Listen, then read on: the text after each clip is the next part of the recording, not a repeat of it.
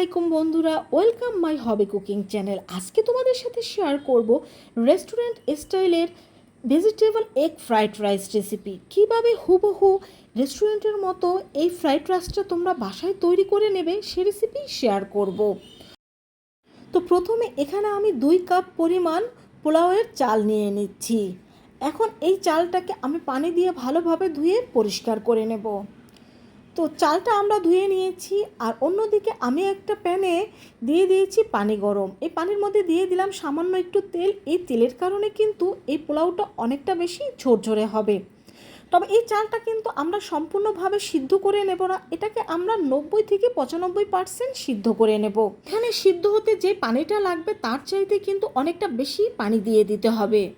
তো চালটা সিদ্ধ করতে দিয়ে এদিকে আমি নিয়ে নিয়েছি 2 টেবিল চামচ পরিমাণ টমেটো সস, দিয়ে দিচ্ছি 1 চা চামচ পরিমাণ গোলমরিচের গুঁড়ো, 1 টেবিল চামচ পরিমাণ সয়া সস। তো এটাকে ভালোভাবে মিশিয়ে আমি এখন এক সাইড করে রেখে দেব, আর এটাকে আমরা রান্নার ঠিক শেষ পর্যায়ে ব্যবহার করব। তো এরই মধ্যে আমাদের পোলাওটা কিন্তু এখানে 90 থেকে 95% এটা সিদ্ধ হয়ে গিয়েছে। এখন এটাকে নামিয়ে এটার পানিটা আমি ঝরিয়ে নেব। পানিটা ঝরিয়ে একটা ছড়ানো ট্রের মধ্যে এটাকে আমরা ঢেলে দেব এবং এটাকে ভালোভাবে ঠান্ডা করে নেব। আর ফ্রাইড রাইস তৈরি করার ক্ষেত্রে কিন্তু পোলাওটা একেবারে সম্পূর্ণ সিদ্ধ করা যাবে না, এটাকে 90%ই সিদ্ধ করে নিতে হবে। তো আরেকটা প্যানে তেল দিয়ে তার মধ্যে আমি দিয়ে দিচ্ছি 3টে ডিম। এখন এই ডিমটাকে আমরা ভেজে নেব, তবে এই ডিমটা কিন্তু অতিরিক্ত ভেজে নেওয়া যাবে না। এই ডিমটা অতিরিক্ত ভাজলে কিন্তু শক্ত টাইপের হয়ে যাবে, তাই এটাকে আমরা কীরকম ভেজে নেব তা দেখতেই পাবেন। তো এখন এর মধ্যে দিয়ে দিচ্ছি পরিমাণ মতো লবণ। তো আমাদের ডিম কিন্তু ভাজা হয়ে গিয়েছে, এখন এটাকে আমি নামিয়ে নেব। নামিয়ে এখন সেই একই প্যানের মধ্যে আমি দিয়ে দেব 2 টেবিল চামচ পরিমাণ ঘি। আর ঘিটা দিয়ে দেওয়ার পর এর মধ্যে আমরা প্রথমে দিয়ে দিচ্ছি বরবটি।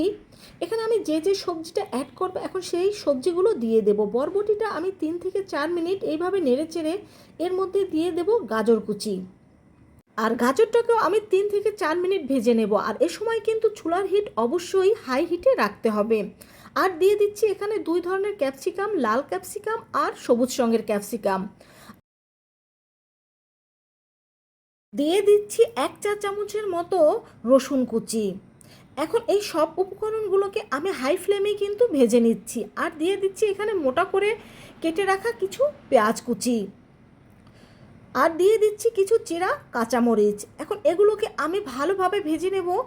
তো এটাকে ভালোভাবে ফ্রাই করে নেওয়ার পর এখন এর মধ্যে আমরা দিয়ে দেব সেই ঠান্ডা করা পোলাওগুলো। এই পোলাওটাকে কিন্তু আমি ফ্যানের নিচে প্রায় 2 ঘন্টা রেখে ভালোভাবে ঠান্ডা করে নিয়েছি। আর ফ্রাইড রাইস তৈরি করার ক্ষেত্রে কিন্তু পোলাওটা অবশ্যই ভালোভাবে ঠান্ডা করে নিতে হবে। পোলাওটা ভালোভাবে ঠান্ডা করে নিলে আপনার ফ্রাইড রাইসটা কিন্তু পারফেক্ট হবে। তো এখন এই ভেজিটেবলের সাথে কিন্তু আমি এই রাইসটাকে ভালোভাবে মিশিয়ে নিচ্ছি। মিশিয়ে নেওয়ার পর আমি দিয়ে দিচ্ছি সেই ভেজে রাখা ডিমগুলো।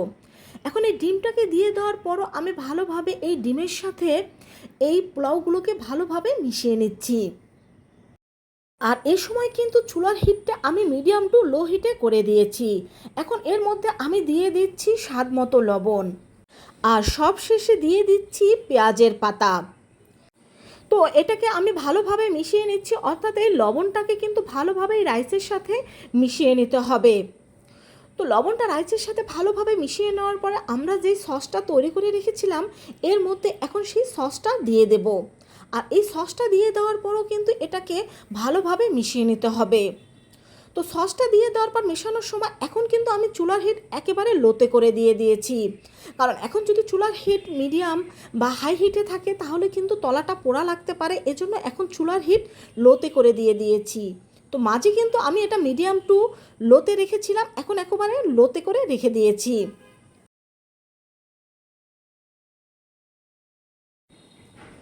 এখন সব কিছু ভালোভাবে মেশানো হয়ে গেলে আমি চুলার জালটা বন্ধ করে দেব।